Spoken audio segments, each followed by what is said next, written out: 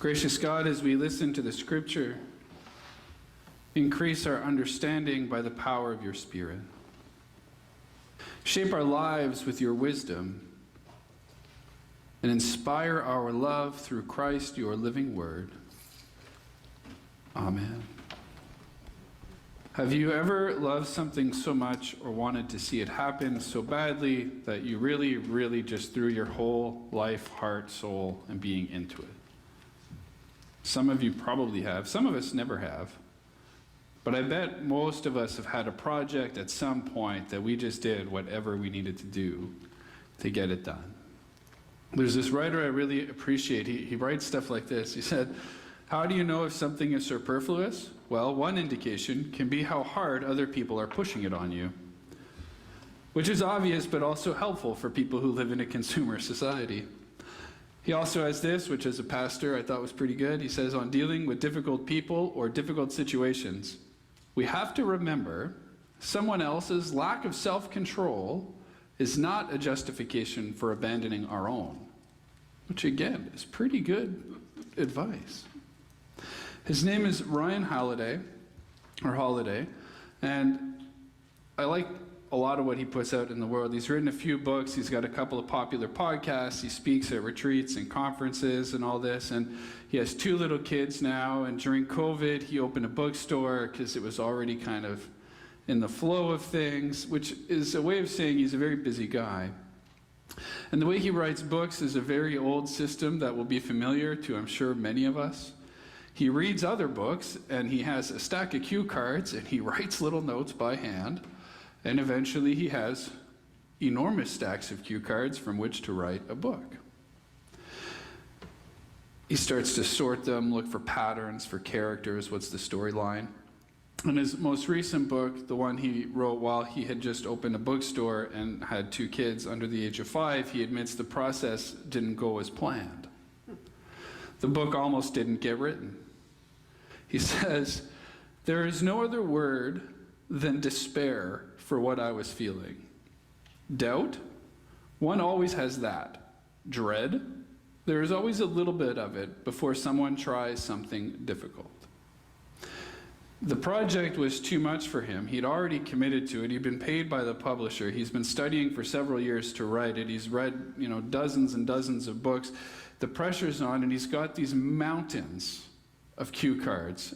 And he's just overwhelmed by the process, and his kids are yelling, and his staff in the bookstore have trouble, and he's just looking at this pile of cue cards thinking, what have I gotten myself into? Then he says, on a sweltering hot day in Texas, I was sitting at my workroom table going through boxes that contained thousands of note cards of research. As a whole, they overwhelmed me. What they contained, the way they might fit together to produce a book, seemed impossible to comprehend. I reached out and I grabbed one. It had just 24 words scrawled in Sharpie on it. When was it written? I don't know. Why had I written it? I don't know. What prompted me? I don't know. What I know is that it said, trust the process, keep doing my cards. When I check them in June, if I've done all my work, there will be a book there. At his moment of weakness, his moment of doubt, it's like God throws this one perfect card to the top of the pile for him to read.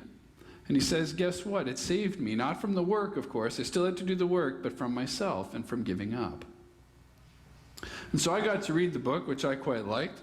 And I was moved by it in certain parts. I learned some stuff from it. And to be totally honest, I am more than a little jealous of what that guy's capable of. He's not 40, and he can really do some good work. But I share the story because I think it reflects a little bit what happens with Thomas. Thomas doubts, right? And I wonder if we could put ourselves into his shoes and picture him as a member of a movement. A student body desirous of change. Some of you have been there, I know it. I'm not the only person in the room who was in college at some point and hot-headed and loving a good protest. I'm willing to bet. I know that some of you like living in the nation's capital because we get some fun protests that happen. They're not all terrible.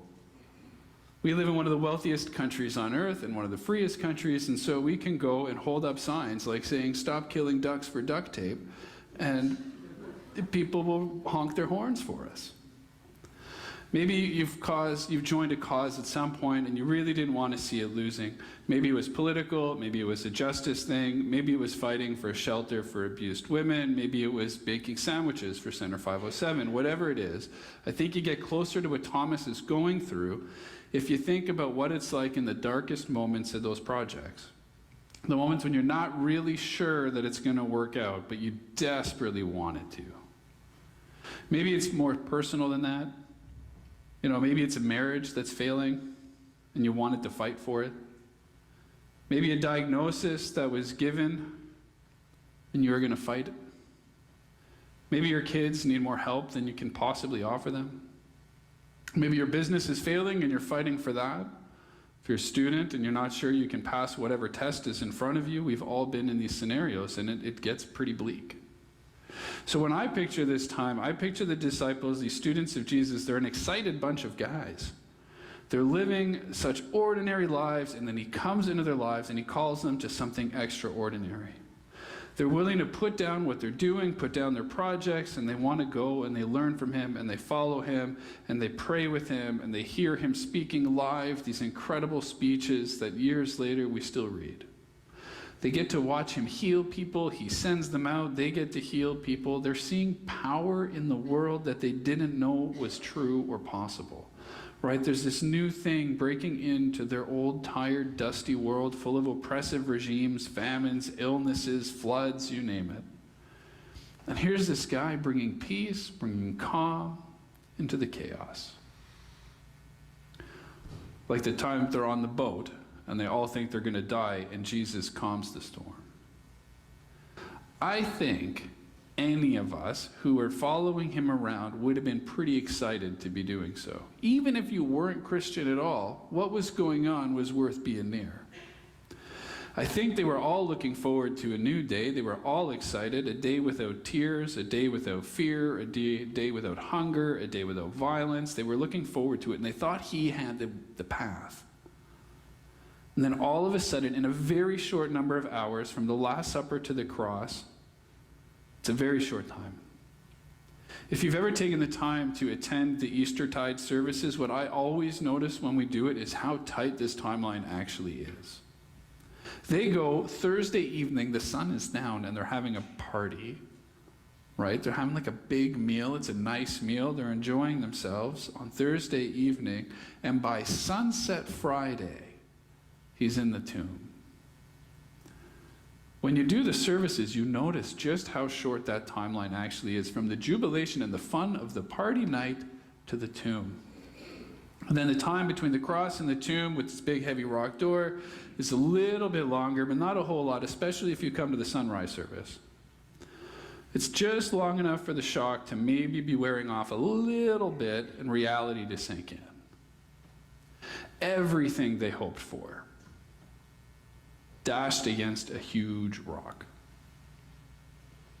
Promises of truth, promises of justice, love, compassion, mercy, forgiveness, stone dead in a tomb. I think if you're Thomas, you're thinking, what's next? What do I do now? Probably it wasn't even safe to be known as people who had believed in Jesus or walked around with Jesus. It's never been popular to identify yourself with somebody who'd been killed by the state. Their entire lives had been overturned, and suddenly they had to figure out what to do all over again. What did the future hold for them? What did the future hold for their people? Everything that they had invested in and put their time and their heart and souls into had suddenly and irrevocably vanished. I don't know if you've been there. There's sometimes the doctor won't even look you in the eyes before they start telling you what's happening with your family. It's that kind of moment. Or when your phone rings and the person says, "Are you sitting down?" before they're ready to talk. The moments of shock, the moments of despair. And I don't want to trivialize it by comparing it to years of research and sitting on boxes and boxes of cue cards at a desk one day. having no idea where to start. But that's that same moment. Or if you're a parent, that moment when your kid is sick, all over the house, and you don't even know how to start cleaning it. Like, I'm sure we've all done this if you have kids, where you're like, I don't even know how to start with this. That moment of overwhelm. Thomas is alone. He's not with the others. Do you notice that in the story? Like, his closest friends. They were together. Jesus appeared to them. He knew what they needed, right? He says what they need is peace, and he offers them peace, and he gives it to them, and he gives them proof. He says, "Peace be with you." And when he had said this, he showed them his hands and his side. Then the disciples were glad, and they saw the Lord. Thomas is off alone somewhere. He's not with the club. He's not at peace. And then when he shows up, he's told of the resurrection appearance. He's very reasonable. He holds back hope. Like,